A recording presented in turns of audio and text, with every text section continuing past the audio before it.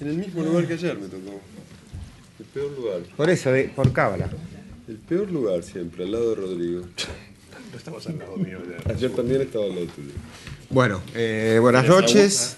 Arrancamos, Esta es la última mesa del ciclo La literatura en las cosas, titulada, pero homenaje a Tomás Eloy Martínez, pero en realidad es también una excusa para hablar de esos dos géneros en los que él trabajó, que para él, y como Martín dijo hace un rato también, eran uno mismo. Periodismo y literatura son una misma cosa. Realidad, ficción, un poco la continuación o una transición de lo que se venía hablando hace un rato, y para mí es realmente un placer que esta mesa de cierre la integren tres escritores, periodistas, ensayistas, cronistas que han sido amigos de mi padre, Rodrigo Fresán en la punta, que nuestros padres a su vez fueron amigos, han trabajado juntos. Por ahí pasa un libro que se llama Los testigos de afuera, que fue diseñado por el padre de Rodrigo. Sí, decía la portada de la novela de Perón. Y la novela de Perón, la primera edición de la novela de Perón, también la diseñó Juan Fresán, el padre de Rodrigo. Bueno, Martín Caparrós, este es el lado de la cordillera argentino, y del lado chileno tenemos a Carlos Franz. Y yo les agradezco a los tres especialmente, y a todos los que participaron en el ciclo, su presencia. Quiero arrancar, no se asusten, pero con reflexionando o debatiendo o analizando un fallo judicial. Ayer o hoy, no sé bien por la diferencia horaria, murió en la Argentina un genocida, un torturador, que fue gobernador de la provincia de Tucumán, apenas arrancó la dictadura. Tucumán es la provincia donde nació mi papá, Domingo Bussi. No sabía. Sí. En el 1977, Domingo Bussi, parecía que el general Videla, que era el presidente de facto, el que dio el golpe de Estado, junto con la Junta Militar, en 1976, iba a visitar Videla su provincia, Tucumán. Y Bussi la quería tener prolijita, limpia, ordenada, impecable para la visita del presidente, ¿no? Del presidente de facto. Entonces limpió las calles, barrió las veredas, blanqueó las paredes, y de golpe parece que se dio cuenta que había unos mendigos que manchaban un poco el horizonte de la provincia. Entonces, una noche de julio de 1977, pleno invierno en la Argentina, mandó unos camiones a recolectar a todos los mendigos de la provincia, los subieron a los camiones y los tiraron en la provincia de al lado, en la frontera con Catamarca. Muchos de estos mendigos murieron a causa del frío, de la intemperie, otros sobrevivieron. Y muchos años después mi papá escribió una crónica sobre esa historia. En esa crónica llamaba a Bussi, a este militar que murió, tiranuelo. Bussi se ofendió, dijo que había sido ofendido en su moral. Qué quisquilloso. Qué quisquilloso. Lo más gracioso es que no se ofendió por lo que contaba esa crónica, que efectivamente fue cierto, sino porque lo haya llamado tiranuelo. Y le hizo un juicio a mi papá. Un juicio en el que reclamaba dinero. Y el argumento de sus abogados era que muchos de los datos no eran exactamente fieles a lo que había ocurrido en realidad, pero con variaciones mínimas. Si había sido el 23 de julio, mi papá investigó todo esto estando en el exterior, no tenía acceso a... Tomás dijo que habían sido menos mendigos. O que eran menos mendigos. Datos... O que no eran tan pobres. O que no eran tan pobres, o que no eran mendigos, vaya uno a saber. Por supuesto, en primera y en segunda instancia, Bussi perdió ese juicio. Y miren ustedes qué curioso lo que dice el fallo judicial dándole la razón a mi padre, ¿no? El fallo consideró que el artículo de Tomás Eloy Martínez reflejaba, y ahora cito textual lo que decía el fallo judicial, que la expresión literaria, más que periodística pura, la historia novelada, o lo que comúnmente denominamos el género de la novela histórica, contiene los componentes y las licencias propias de tal modo de expresión. ¿Qué quiere decir esto? Que por más que no fuera rigurosamente cierto lo que mi padre contaba en ese artículo, reflejaba lo que había pasado y era verdad lo que en él se decía y lo que ahí se describía. O sea, la justicia tomó como verdad un relato narrativo de la realidad. A partir de esto, ahí vemos hasta cómo esta frontera que tantas veces se mezcla entre lo que puede ser una verdad contada narrativamente, no tiene por qué ser mentira y puede hasta iluminar mucho más que la verdad rigurosa histórica de los datos, ¿no? Bueno, no se trata de desearle la muerte a nadie, pero no deja de ser interesante que, coincidiendo con estas jornadas, Bussi haya decidido morirse, ¿no? Como un acto fuera de programa, ¿no? A mí me vino bárbaro. Sí, ya veo. Ya. Sí. Bueno, siempre tuvo una gran relación con la muerte, pero en general era la ajena.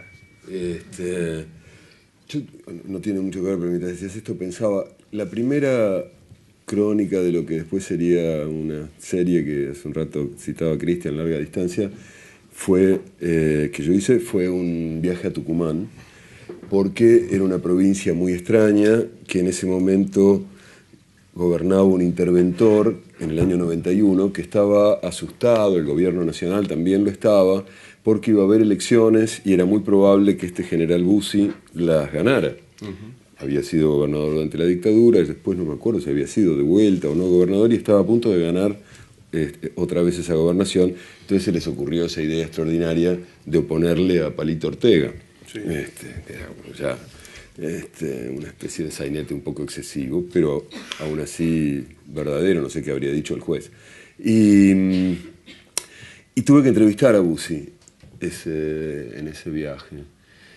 Y yo entrevisté a un par de hijos de puta serios, hasta Videla alguna vez charlamos un poquito, y al almirante Rojas, que es como un famoso represor de peronistas, y a alguna gente en otros lugares, que nunca nadie me dio tanto miedo como el general Bussi. Era un personaje realmente aterrador. Sí. Y eso que estábamos sentados en un lugar, que no pasaba nada, que no iba a haber ninguna violencia. Sí. Tenía una pistola, pero no parecía, no tenía ninguna razón para usarla. Pero aún así la cara que tenía ese tipo era aterradora. Foto, ¿no? Donde él recibía a los periodistas con un arma en su despacho ahí sobre el escritorio, ¿no? Empezaba cuando mencionabas a Palito Ortega, que es un importante cantautor. No me atrevería a decir de protesta, no sé cómo conseguir el género, pero es curioso, digamos, pero pensando en esto, digamos, en Bussi, en Palito Ortega, en Sarmiento y hasta en Tomás, ¿no? Tucumán, qué territorio curioso y extraño, ¿no? Las diferentes personalidades que se formaron y se generaron ahí, ¿no? Como territorio bastante extraño. Verdad, pues son todos tucumanos. Claro. Por eso, ¿no? Pero no, Sarmiento no. San Juanino. Chileno, en realidad es casi chileno. Perdón. Cuyano, lo que es casi lo mismo. Perdón, se me olvida. La casa de Tucumán, quise decir, tal vez. De historia argentina, obviamente, no sabe nada. Me voy alejando de a poco. Aparte de publicar un libro llamado Historia Argentina. Bueno, pues esa era la idea. Yo de Tucumán no puedo aportar nada, así que solamente... Perdón a los argentinos presentes. Parece que hay una tendencia obvia de los dictadores a recoger a los mendigos en grandes ocasiones y mandarlos a otro sitio. Pero eso lo hizo Giuliani también. No, lo hizo Stalin en vísperas de un gran congreso del Partido Comunista en Moscú. Recogieron a los mendigos en categoría de antisociales o algo así. Curioso, ¿no? Y los mandaron a Siberia, pero los gulags estaban tan llenos que no eran capaces de procesar estos nuevos que llegaron de improviso, sin mayores avisos. Entonces los dejaron en una isla, en medio de un gran río, a los 3.000 asociales estos. Y ese episodio se conoce, para no ir más allá de esta digresión tucumana, como la isla de los caníbales. Porque como no tenían absolutamente nada que comer ni que hacer, pues empezaron a comerse entre ellos, ¿no? Con lo feo que es una social sin salsa. No, pero lo curioso que decías del fallo me parece que es bastante interesante y que además contribuye a cierta posición rara de la figura de Tomás dentro de la literatura o dentro del periodismo, ¿no? Que siempre estuvo como haciendo como una especie de equilibrio funambulista, y yo creo que él se divertía mucho también con eso entre los dos campos. Me parece que se habló en la mesa anterior de Rodolfo Walsh, etcétera, etcétera, etcétera, pero a mí me parece que el que lleva esa especie de figura ambigua al grado de tensión extrema es Tomás, ¿no? Dentro de la literatura, no diría ni siquiera argentina, sino latinoamericana, ¿no? Me parece que está como disparando todo el tiempo radiaciones en varios sentidos. Ayer hablábamos con Martín, por ejemplo, para mí lo que significó muy, muy, muy de joven, mucho antes de saber que iba a ser periodismo, incluso pues yo quería ser escritor y todavía no había asimilado esa buena, mala noticia que uno iba a tener que ser periodista para poder ser escritor, inevitablemente. Pero yo recuerdo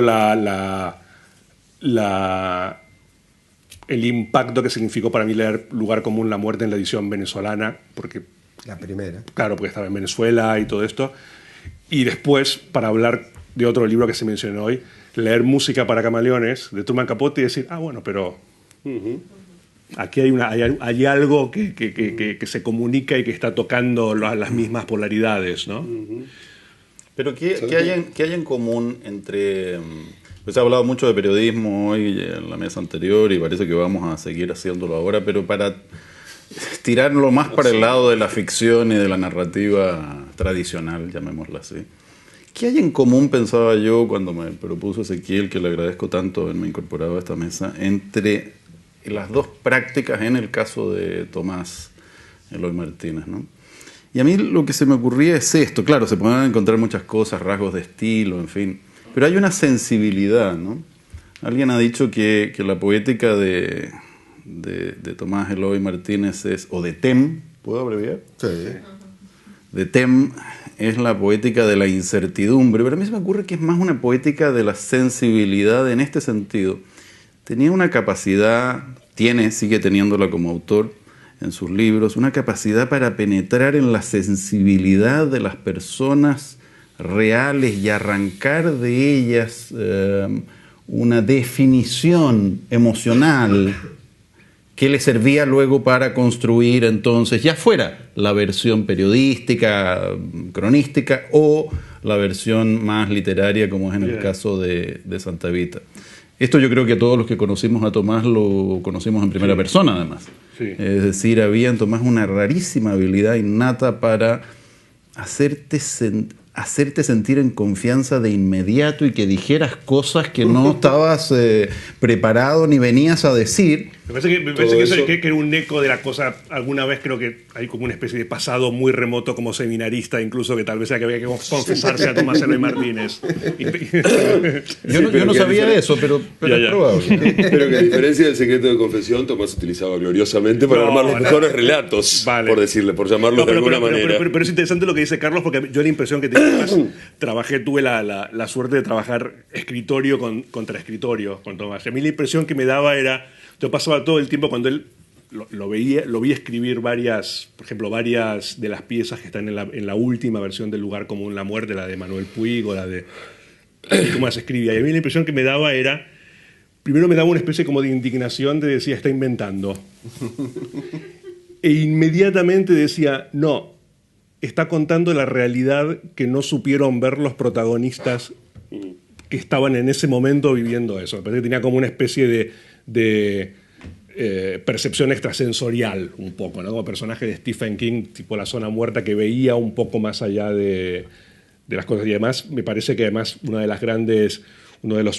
volviendo a lo de la mesa anterior, me parece que uno de los grandes méritos de los verdaderos grandes cronistas son que terminan contando la historia oficial, la historia verdadera, ¿no? Que sus piezas terminan solidificadas y son finalmente, más allá del grado de detalle personal que puede haberle atribuido a cada cronista, terminan siendo consideradas la versión última, definitiva y cierta de un determinado acontecimiento, ¿no? Sí, bueno, eso comentábamos creo ayer, ¿no? En alguna charla, que me parece que uno de los grandes orgullos de Tomás era haber aportado a la historia del peronismo ciertos momentos que ya forman parte irrenunciable de él y que nunca habían sucedido hasta que él los escribió. Lo de Cadáver de Evita en el cine, esto y todo El esto. Cadáver de Evita en el cine, la frase, citaba Ezequiel ayer la frase de gracias por existir, que supuestamente le habría dicho Eva Perón a Perón cuando lo conoció, que son, bueno, por supuesto, vos dirías que no inventos, sino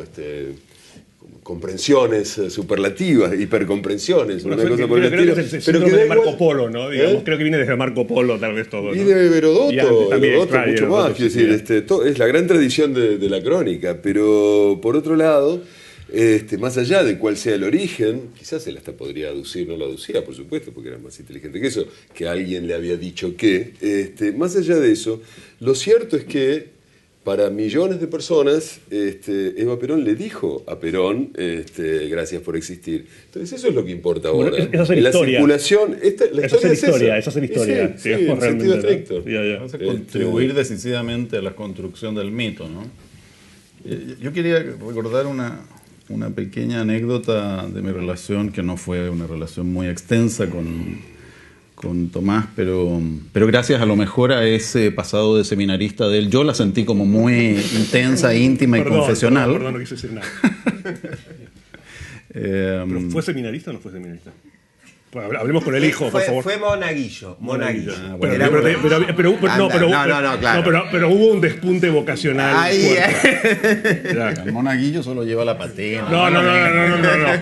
Me parece que aquí Ezequiel está tratando de borrar ciertos rastros. Esto es lo que se llama faction, ¿no? Estamos aquí a partir de un hecho construyendo una ficción. Hasta que le explicaron cuáles eran los deberes, y sobre todo la falta de deberes que un seminarista ahí la pensó mejor. Se complicó un poco. Pero a propósito de esa curiosa capacidad de Tomás para percibir emocional, sentimentalmente a una persona, recuerdo que en un encuentro en Santiago de Chile, debe haber sido el año 98, 99 quizás, yo todavía vivía allí, Tomás estaba alojado en un hotel en el Parque Bustamante de Santiago y fuimos a una fuente de soda a conversar. Una fuente de soda, eso, ¿no? Horrible, horrible como solo puede serlo una fuente de soda santiaguina, es una cosa espantosa, ¿no? Colores amarillos que nos hacen ver con una ictericia permanente. Y estuvimos mucho rato conversando, muy bien, qué intimidad se lograba con Tomás. Y recuerdo que le comenté de que estaba escribiendo una nueva novela con las dificultades habituales y que mi gran desafío en esa novela era separarme de mi novela anterior, que yo consideraba muy sentimental, una novela que se llama El lugar donde estuvo el paraíso y en donde hay toda una junta de cuentas con mi padre y bueno, en fin. Entonces yo estaba tratando de escribir un libro mucho menos sentimental. Y como que me paró en seco, ¿no? Ahí se puso serio y me dijo, no, pero ¿por qué menos sentimental? ¿Pero por qué? No hagas eso, por ningún motivo. Te vas a convertir en un escritor argentino, me dijo. ¿Por qué argentino, Tomás? Sí, claro, porque en Argentina todos los escritores lo que quieren es ser menos emocionales, menos sentimentales. Y ustedes saben a qué estoy aludiendo, y varios de ustedes también, porque luego me hizo llegar un ensayo de él, que me parece un ensayo esencial, programático, para entender el proyecto narrativo de Tomás como escritor de ficciones, que es Sombra terrible de Borges, ¿no? Parafraseando la sombra funesta o sombra terrible de Facundo, Sombra terrible de Borges, ¿no?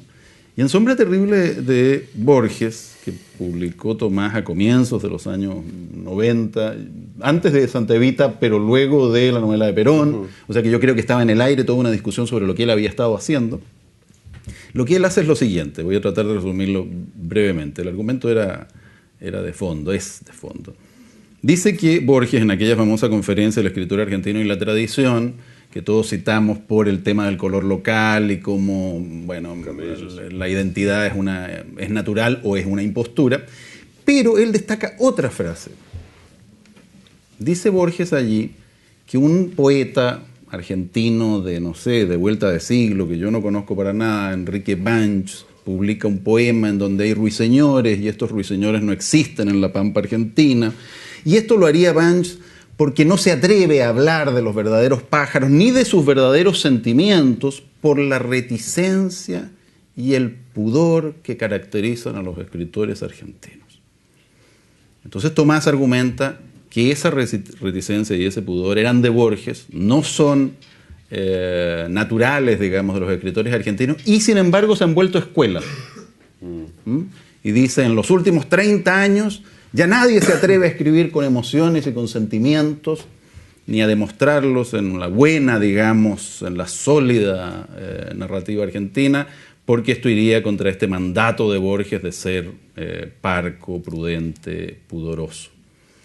Dejando de lado si Borges dice eso o no, que yo creo que no, y después lo conversamos con Tomás, lo discutimos, y yo discrepo, creo que Borges no dice exactamente eso. Pero creo que hay allí una decidida apuesta por algo que en ese momento, quizá no tanto ahora, pero en ese momento, era una ruptura. Era la posibilidad de hacer una novela, una narrativa en la cual las emociones, los sentimientos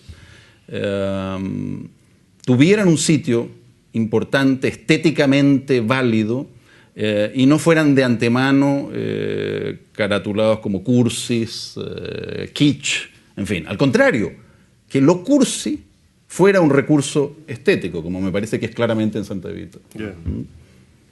Y eso me parece que juega de una manera simétrica o asimétrica, como se prefiera, con sus crónicas, ¿no? O sea, en Santa Evita se permite cosas de este tipo, emocional, emotivas, sentimentales, o en la novela de Perón, que no se permite, que no se deja en las crónicas. Hay otro, pero con esto termino, me he extendido mucho, hay otro ensayo de él, que revisé ahora, no es que tenga tan buena memoria, el anterior no lo necesitaba revisar, pero hay uno que se llama La moral de los buitres, que les recomiendo, en donde habla de Faulkner y de Truman Capote, y de Truman Capote diciendo que es un buitre, aplicándole una frase de Faulkner en que dice que los novelistas son buitres, que se ceban en la carroña y que no tienen moral ninguna que no sea su estética, en fin. Lo describe de manera neutra, pero mi impresión, y ojalá aquí lo releyeran luego o los que lo hayan leído puedan contrastarla conmigo, es que Tomás desaprobaba esa moral del buitre. Me parece que Tomás era bueno, no buitre. Y que esto, claro, nunca ha estado, o por lo menos en la tradición de la modernidad, nunca ha estado muy de moda para un escritor esto de ser bueno, de ser una buena persona, de mirar el lado bueno, digamos, de sus, o humano, de sus personajes. No, bueno, ¿sigo yo? Dale. No, No. Sí, Colgo.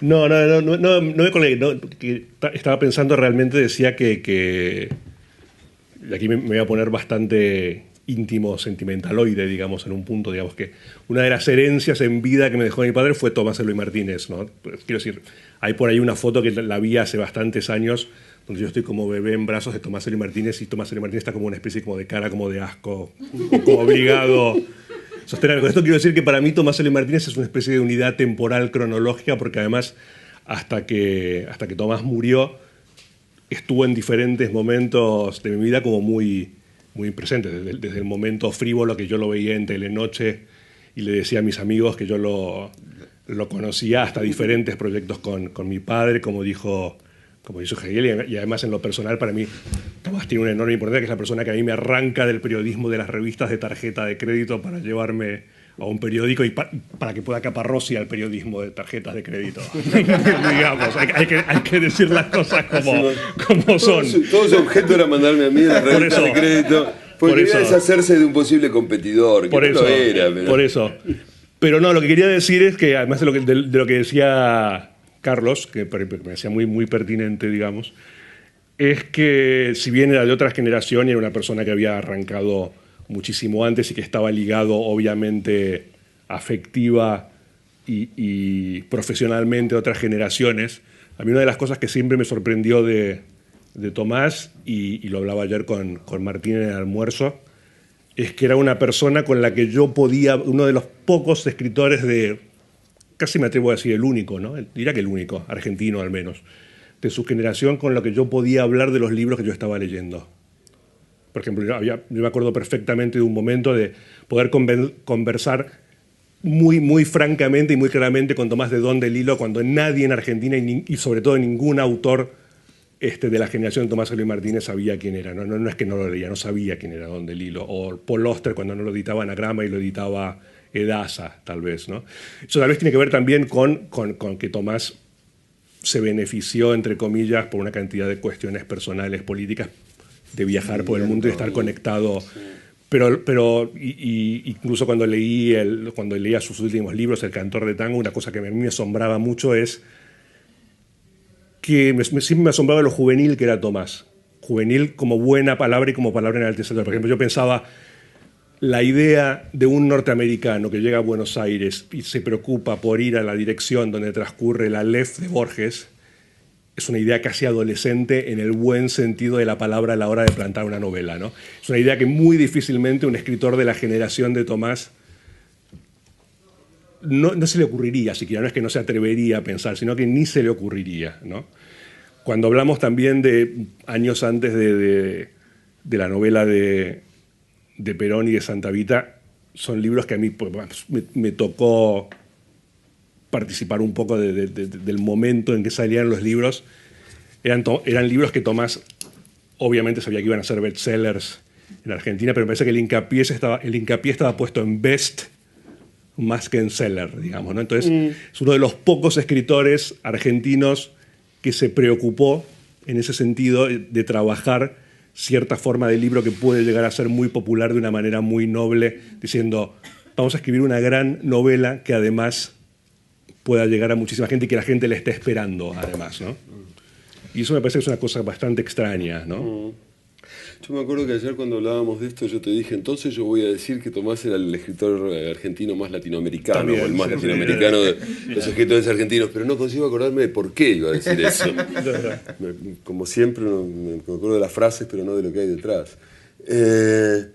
Debería tratar de sostenerlo. Y te dije incluso en el buen y en el mal sentido de la palabra, ¿no?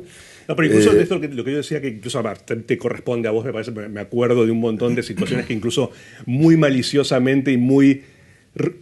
Yo tenía un seudónimo para Tomás que lo puedo decir aquí porque se lo decía él en la cara. Yo decía que era como el cardenal Richelieu, ¿no? Que él se divertía muchísimo, que como le gustaba mucho estar en todo y se preocupaba mucho por qué pasaba entre nosotros. Era como...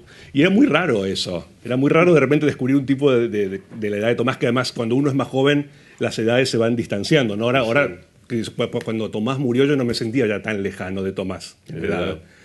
Pero cuando yo empezaba, Tomás era no solo un prócer, sino que los años pesan más, ¿no?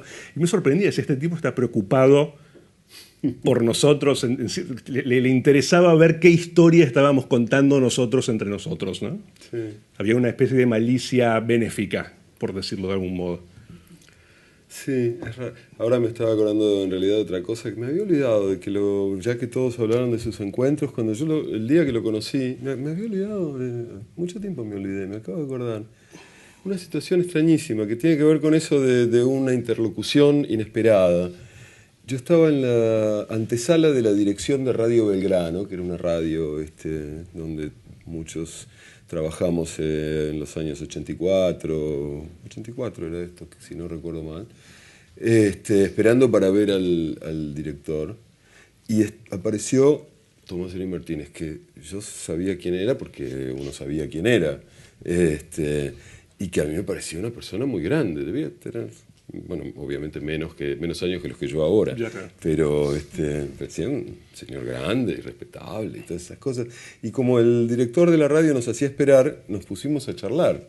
Y yo, no sé, él debía tener alguna idea de quién era yo, pero muy confusa, obviamente. Quién era absolutamente todo el mundo. Sí, sabía todo. Y lo que me sorprendió es que al cabo de un rato de charlar me empezó a preguntar, que me decía que él tenía la opción de publicar una novela que había terminado, que era la novela de Perón. y no sabía si publicarla en episodios, como un folletín, en una revista que se llamaba El Periodista, o no hacerlo. ¿Qué opinaba yo?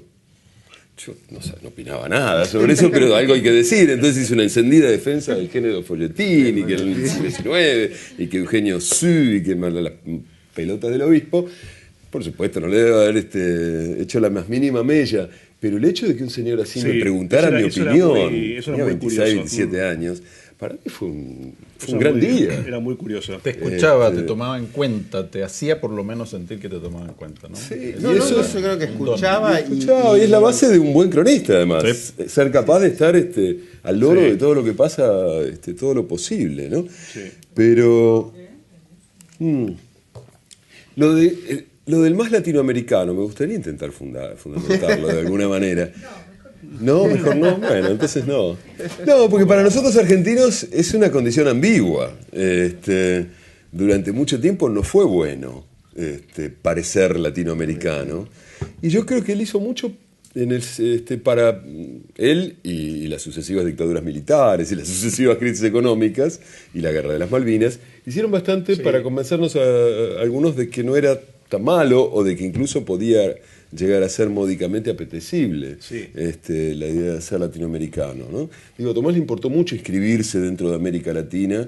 Yo creo que ya desde, iba a poner como hito la famosa tapa de Primera Plana con García Márquez en el año 67.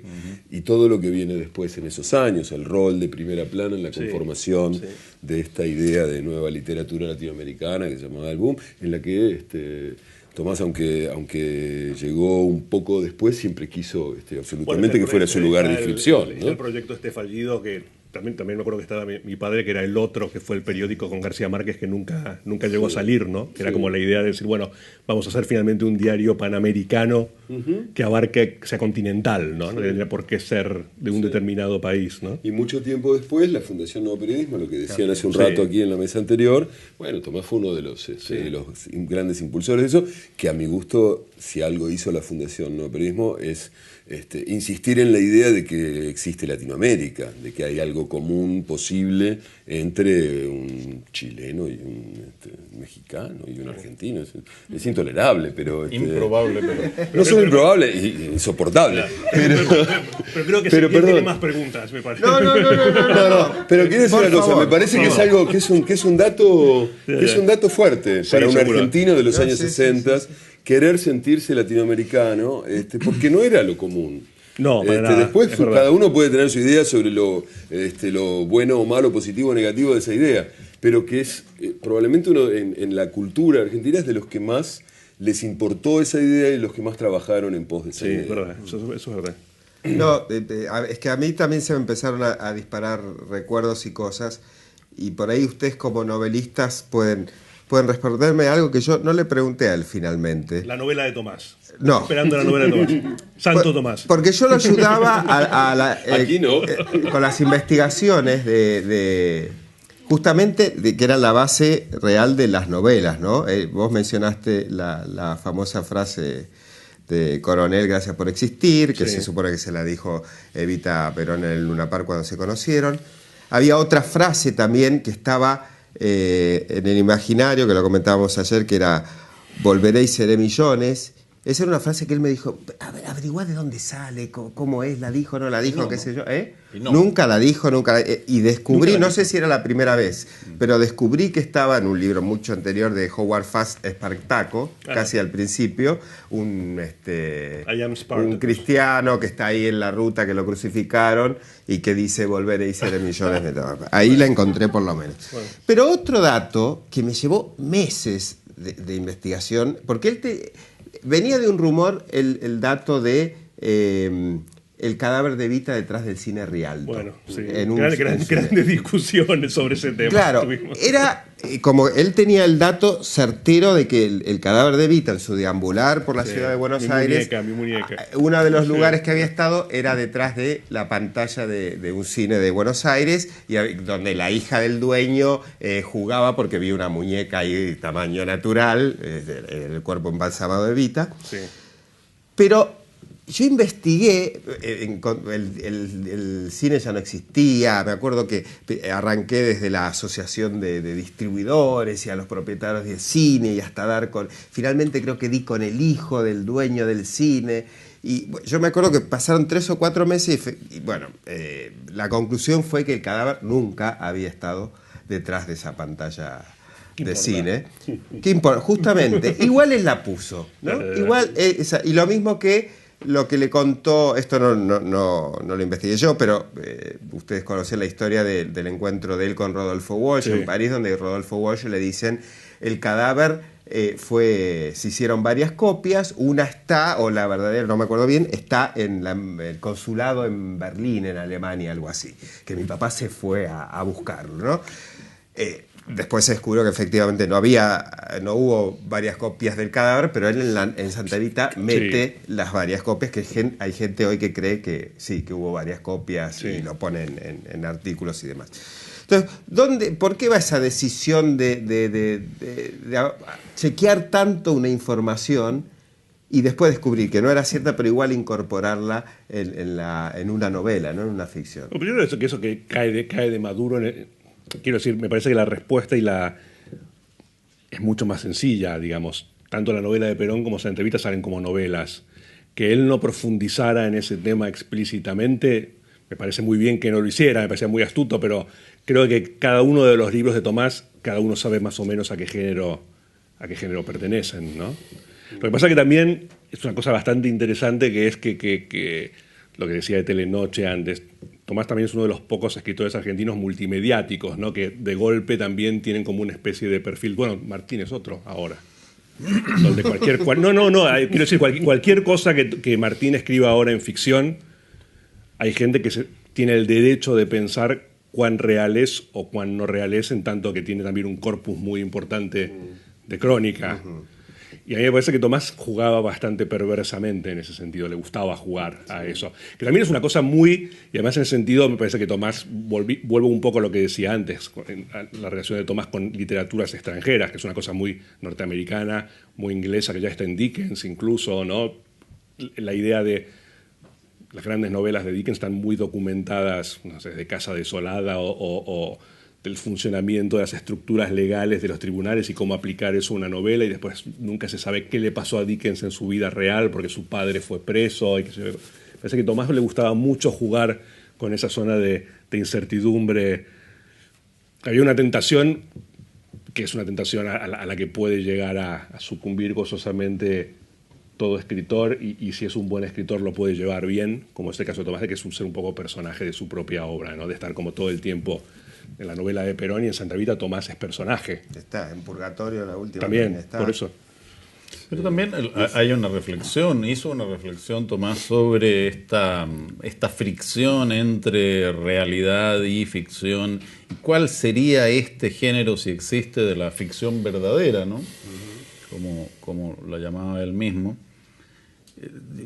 Digo aquí con todo el respeto y el cariño para el difunto, que no me convence demasiado, ¿no? Yo quiero romper una lanza por la ficción verdadera, pero en el sentido de la ficción puramente. Verdaderamente Si Santa Evita funciona, es porque funciona como novela, no como una mezcla curiosa de crónica histórica. No, igual que las grandes novelas nos engaña sobre su posible verdad. Sí. Y tengo una respuesta, por supuesto, puramente hipotética, se me ocurrió a tu pregunta de por qué ese afán, sin embargo, de chequear los datos. Se me ocurre que, no sé si les pasará a ustedes, pero a mí me ocurre, que es por el temblor, el exquisito miedo, el exquisito morbo de estar violando a la realidad. Sí, eso es por decir, un lado. qué bueno sería que este dato se precisara para yo poder darle una vuelta que no está. ¿no? Cuando estás trabajando sobre algo que es real y entonces y es bien concreto y le das una vuelta que sería imposible, qué sensación, no de poder, sino de riesgo. Y hay otra cosa que me parece interesante a partir de lo que dice Carlos, que también me parece que no hay que desatender, que es que Tomás como escritor o novelista se forma y se conforma en el contexto de un tipo de escritor latinoamericano y de una apreciación que es el realismo mágico. Entonces a mí también me parece muy interesante la figura de Tomás diciendo voy a trabajar investigando y con la realidad. Y está bien, puede aparecer una epidemia de mariposas amarillas en Santa Evita, que es casi como una especie de guiño, casi paródico, diría, ¿no? Al realismo mágico, y después decir, ok, a la mierda, ya se acabaron, ya tuvieron las mariposas amarillas, ¿están contentos? Bueno, ahora sigamos con lo que nos interesa, ¿no? En ese sentido también me parece que hay un problema de Tomás, y además no lo hablé muchas veces directamente, pero alguna vez lo conversamos, algo que a él le puede haber causado cierta dificultad, que es ser escritor latinoamericano en un determinado contexto y de lo que se esperaba que podía ser o que debería ser un escritor latinoamericano y los temas que deberían tratar y cómo deberían tratarse, ¿no? Me parece que a mí en la novela de Perón y en Santa Evita él pega como un rulo y una vuelta de tuerca y se revela un poco con eso, ¿no? Sí, pero me parece que tiene de todas maneras como un placer perverso en torcer la idea de verdad.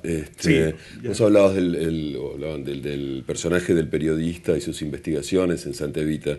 No hay nada más falso que lo que investiga el periodista. O sea, cuando se pone en escena la situación en la que se debe llegar a la verdad, se llega siempre a la ficción, digamos, al invento. Bueno, me parece que él disfrutaba, además, alguna vez que hablábamos de eso, creando esas falsas verdades, que es muy distinto de la ficción. Bueno, una cosa es la ficción y una cosa es una falsa verdad. En tanto cronista, lo sabes mejor Martín o Leila, digamos, cuando uno llega a una determinada historia e interrogar a alguien que te cuenta una historia, ya te está contando una historia, no te está contando la realidad también. O sea, ya hay como filtros. Sí, pero hay una convención en la cual, si vos decís lo que te contaron, estás dando una verdadera verdad, que es la verdad de ese relato. Sí, pero es pero es como la interpretación de los sueños. Uno cuenta una cosa bastante parcial de lo que soñó la noche anterior y te dicen, te quieres acostar con tu madre, y de repente no.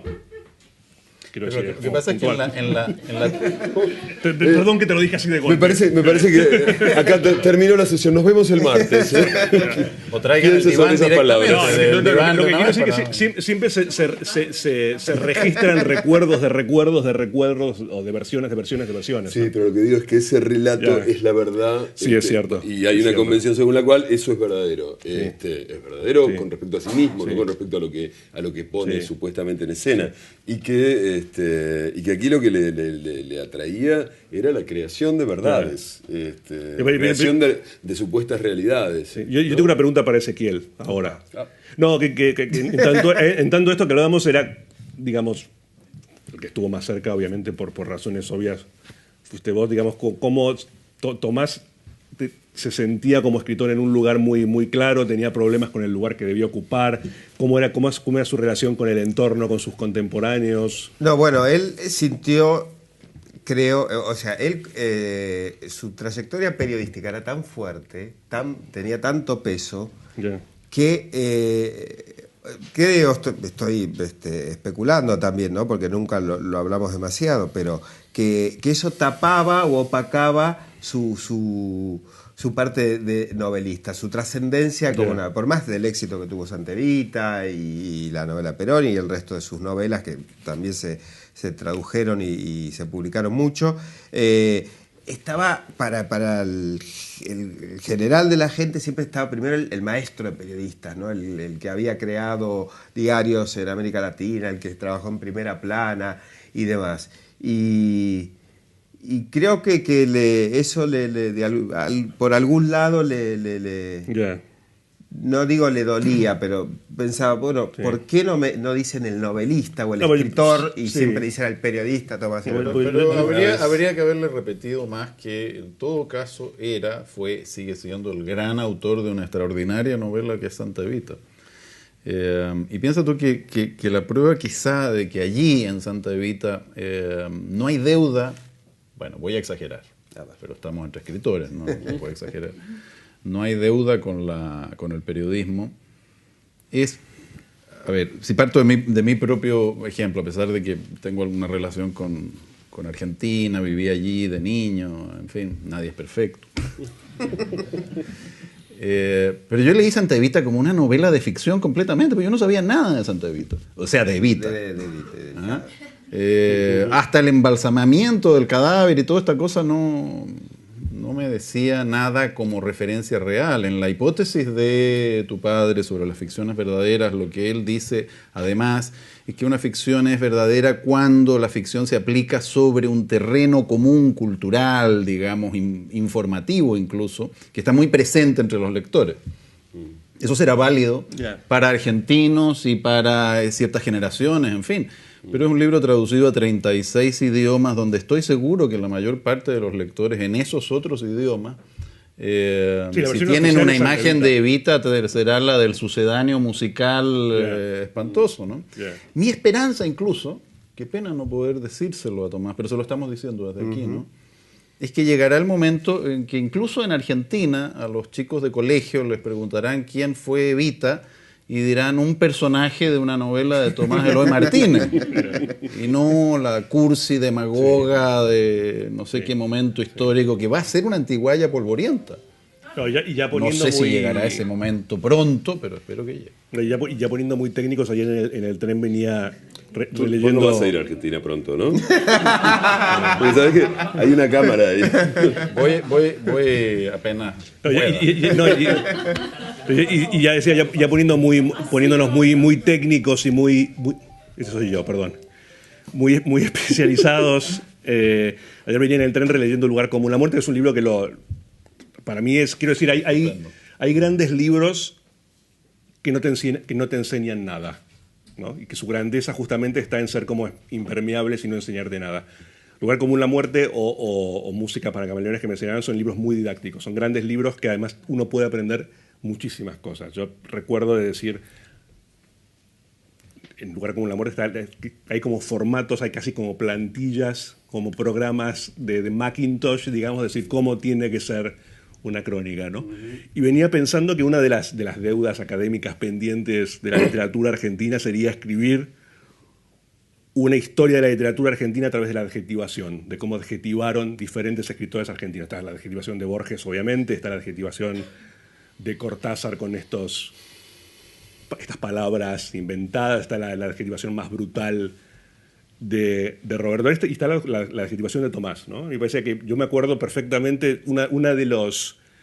yo recuerdo cuando empezó a salir Primer Plano en Página 12, que era un suplemento que cuando empezó a salir todavía se hacía montando los textos para los jóvenes aquí, pegándolos en una página, columna tras columna, tras columna, tras columna, tras columna, y corrigiendo con un cúter, levantando la letra, corrigiendo la rata. Y me acuerdo de estar en el primer número, que tenía una crónica de Tomás, con Tomás con el sueco, que era el diagramador cum laude de Página 12, y estar que ya estaba todo medido, etcétera, etcétera, estaba con todos los diagramadores, tenía que irse eso al taller, y Tomás leyendo así la página ya armada con la foto y los fotolitos y todo, y había una frase que decía, en una calle de Buenos Aires, estaba todo armado, y Tomás decía, ¿se podría poner en una calle transparente de Buenos Aires? Le dijo a los diagramadores. Y yo me acuerdo de los diagramadores de Página 12 que hasta la llegada de Tomás Eloy Martínez no estaban acostumbrados. O sea, mirándose entre ellos diciendo, lo matamos a patadas ya. O sea, este es el fichaje de Página 12, este es el hombre que vamos a tener que soportar de aquí en más durante años, ¿no? Y me parece que Tomás es un gran adjetivador también, ¿no? En el sentido, venía leyendo las crónicas, la de Manuel Puig, que volví a leerla, la de Robo Bastos, y me parece muy particular el modo en que dejaba caer adjetivos, ¿no? Mucha gente de una manera como muy fácil, es uno de los argumentos que utiliza para emparentarlo inmediatamente al realismo mágico. A mí me parece que no tiene nada que ver, que es completamente diferente el modo en que lo usa, ¿no? Yo creo que tenía gran capacidad poética. Sí, probablemente también es eso. No, yo siempre cuento una anécdota de mis inicios del periodismo, cuando yo era freelance y hice una entrevista. Bueno, volvía en el 83, 84, mucha gente del exilio. Y uno de los que había vuelto de Venezuela justamente era Juan Carlos Gené, un dramaturgo, director de teatro.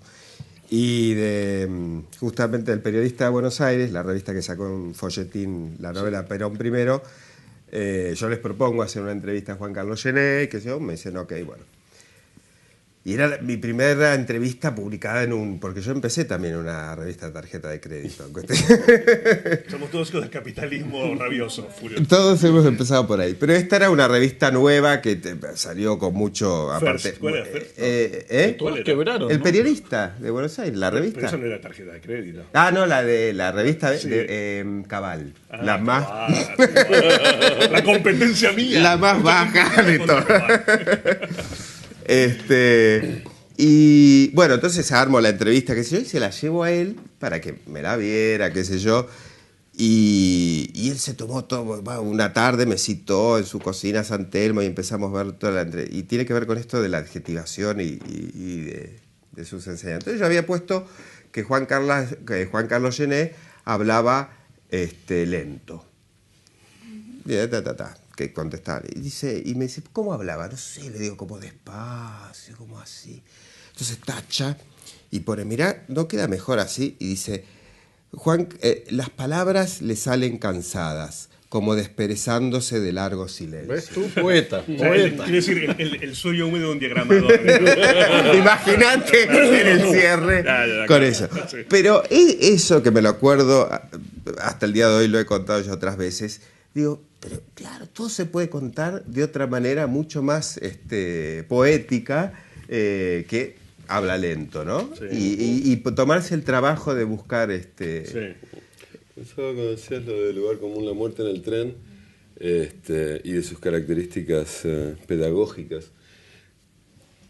Dos cosas, una de cada una. Cuando, antes de ir a hacer esa nota con Bussi, con Palito Ortega y todo eso, o sea, la primera de esas largas series de crónicas, quise releer 3 libros para ver qué iba a hacer, y 2 fueron 2 de los aquí citados, Música para Camaleones y Lugar común, la muerte.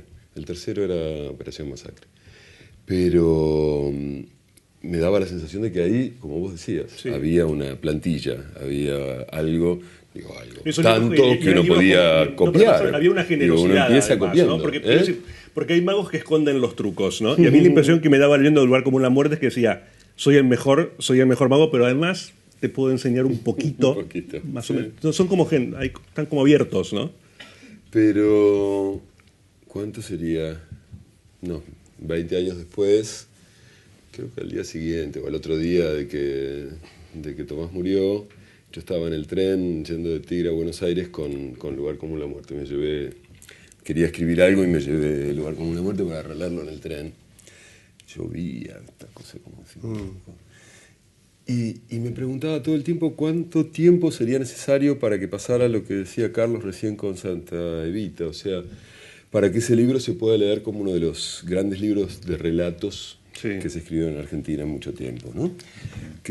¿Cuánto tiempo sería necesario para que se perdiera toda necesidad de referente, para que se pueda leer un gran libro de relatos, para que en la escuela estudien los cuentos de Borges, de Cortázar, los cuentos de Lugar común, la muerte, como cuentos, como relatos. Ese es en un punto el lastre del supuesto periodismo, pero creo que es un lastre que se va perdiendo. Y que, qué sé yo, eso.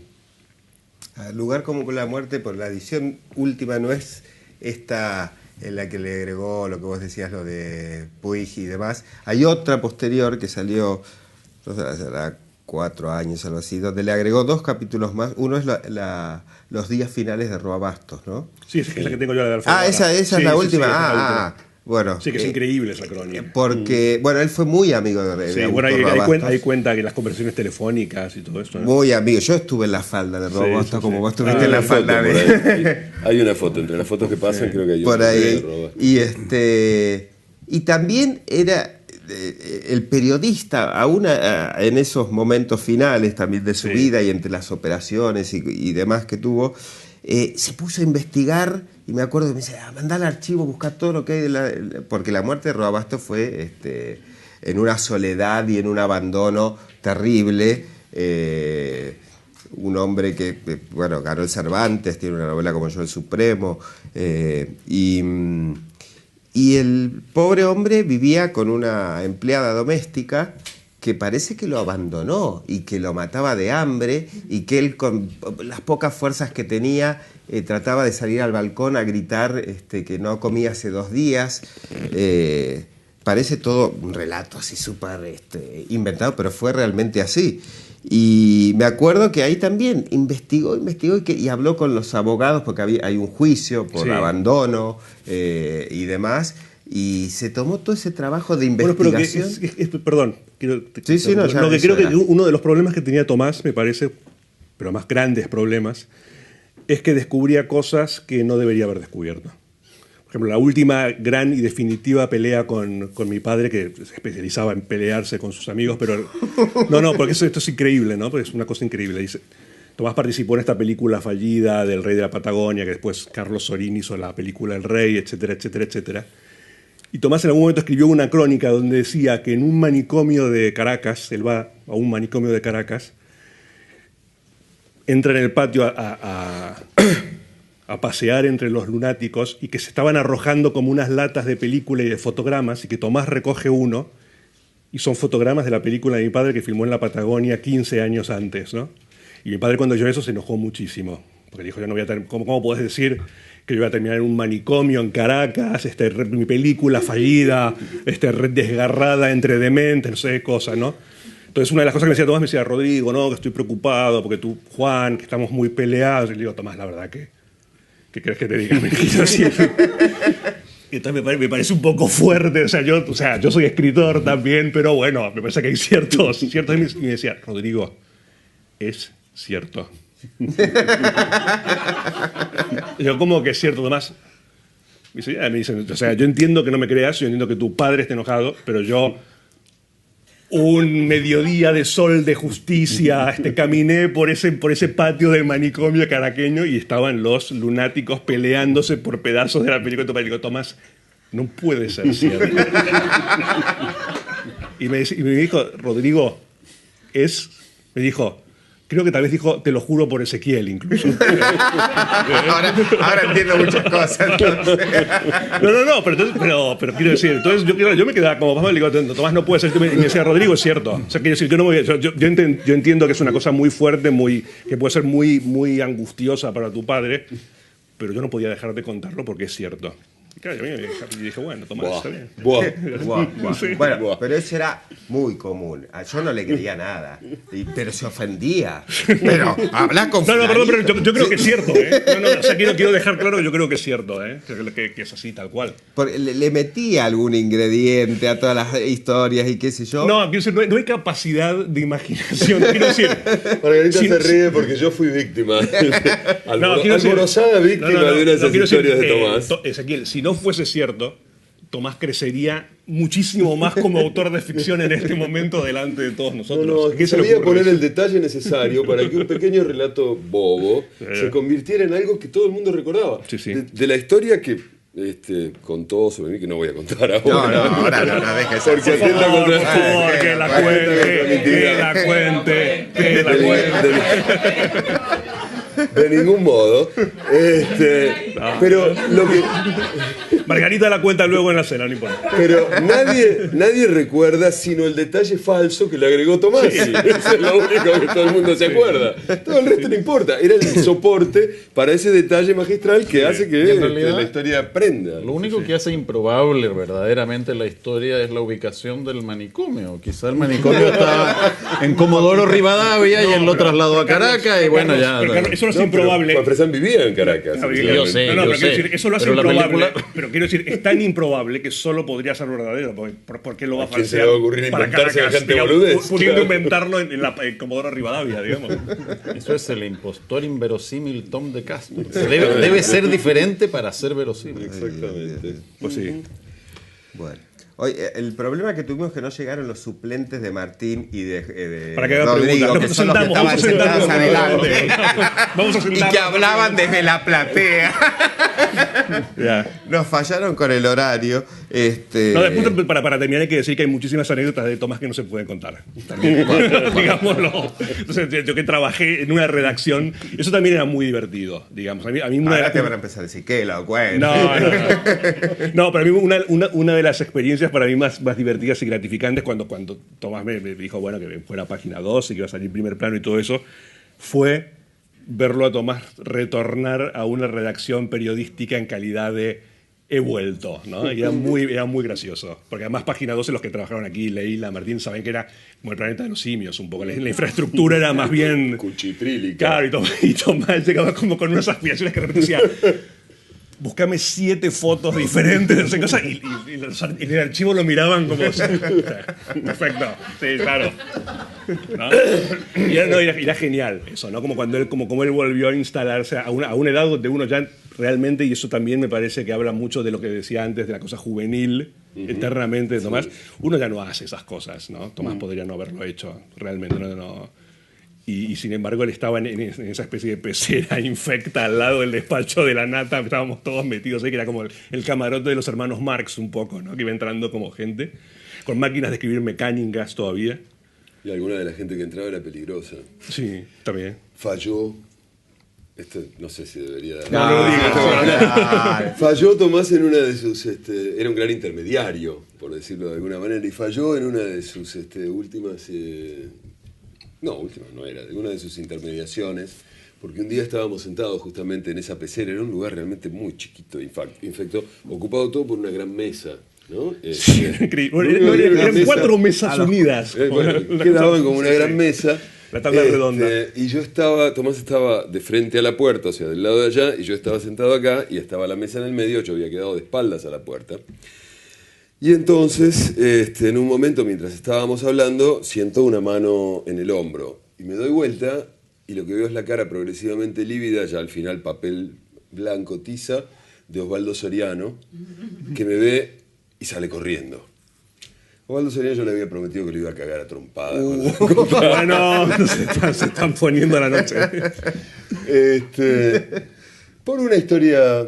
Bueno, porque me había hecho echar de ese mismo diario unos años antes. Pero nunca habíamos sabido... Y entonces, el tipo salió, se fue. Y que nos quedamos cara a cara con Tomás. Y me dice, ¿pero por qué? Digo, la verdad, no sé. Y a esta altura ya me parece una boludez. Estamos grandes. Mirá si no... Esto de que... Soriano después dijo que se había confundido, que no se había dado cuenta que era yo, por eso me había puesto la mano en la espalda, y cuando me vio, se sobresaltó y le dio asquito. Y entonces Tomás quedó, entonces decíamos, ya no se puede a esta altura estar así, que es como una cosa demasiado boba. Tomás quedó en averiguar de qué se trataba y en armar una reconciliación, que a mí me parecía que ya a esa altura estaba bien. Falló. Nunca la consiguió. Fue a hablar con Soriano. Soriano le contó una historia de por qué él se había peleado conmigo y me había hecho echar, que era inverosímil, porque era que en el programa de televisión que tenía Tomás, Los Siete Locos, yo había hablado mal de Soriano. Apaguen las cámaras. Descubrimos que, era evidente que el programa ese era posterior al momento en que él me había hecho echar. Entonces la explicación era inverosímil. Entonces Tomás fue a ver si tenía otra explicación y Soriano insistía con esa. Y entonces la intermediación nunca funcionó. Y siempre lo comentamos, después se murió Soriano muy rápido, pero me dejó de herencia su coche. Bueno. En fin, nada, no tenía ningún interés todo esto. No, está muy bien. Bueno, no sé, ¿alguien quiere preguntar algo? ¿Alguna historia? ¿Algún video? No, pues una cosa es una especie de coda final de muy pocos segundos. Pueden preguntar algo antes, digamos. También. No creo que nadie. Bueno, fuimos para el lado de los recuerdos, de las anécdotas. Sí, la pavada. No, pero lo que contó Martín ahora para termina de cerrar un poco esto, que era una persona que está ocupada y preocupada por cosas más allá de lo que debería haberse preocupado y ocuparse, ¿no? Eso es bastante atípico, bastante raro, y además incluso muchas veces por malicia y por diversión se preocupaba y se ocupaba, pero también muchísimas veces claro, por tener información. No, pero también muchísimas veces No, por generosidad, muchísimas Por eso digo, quiero decir sí. que y a mí me sorprendía mucho. Por supuesto que le gustaba tener un buen chisme que contar. Le pero encantaba, además era le encantaba. generoso, digo, era un tipo realmente Pero generoso. vuelvo a decir lo de antes, ¿no? Quiero decir, yo casi me atrevo a decir que de los escritores de su generación es el único que leía para abajo también, ¿no? Que es muy difícil, y sobre todo en lugares como Argentina, donde las obsesiones intelectuales suelen ser 3 o 4 que se mantienen más o menos intactas y con cierto solipsismo, y incluso se preocupaban, te preguntaba qué leíste o qué autor me conviene leer, francés o inglés o norteamericano. No sé, es una cosa bastante... Una de las últimas cosas que hizo en ADN fue justamente esta etapa con los jóvenes También. narradores argentinos de ese momento, ¿no? Sí, que nadie se lo pedía y no lo necesitaba él. Nadie, digamos, tampoco, y ¿no? era como decir, bueno, Tomás Eloy Martínez nos está comentando cuáles son los jóvenes que hay que leer. Y que si lo ves desde un punto de vista frío y calculador, tiene muchísimo más que perder que ganar con eso Sí, también, claro, ¿no? sí. En realidad, a la hora de decir estos son, porque nadie tampoco estaba esperando que Tomás dijera estos son, ¿no? Yo creo que esta no sé si agregar esta pequeñísima anécdota, porque no tiene nada de jocosa, pero en fin, me impresionó y lo digo. Como se ha mencionado varias veces el libro Lugar Común, la Muerte, no pudo dejar de impresionarme mucho que la última vez que vi a Tomás, que almorzamos juntos en Buenos Aires, y estuvimos hablando de varios libros y qué sé yo, y de pronto me preguntó muy deliberadamente si yo había leído ese libro. Yo no recuerdo haber cometido el mal gusto, digamos, de decirle que me recomendara su mejor libro, pero me dio la impresión claramente de que me estaba diciendo, mira, este es el libro que debes leer si quieres entender bien lo que he intentado.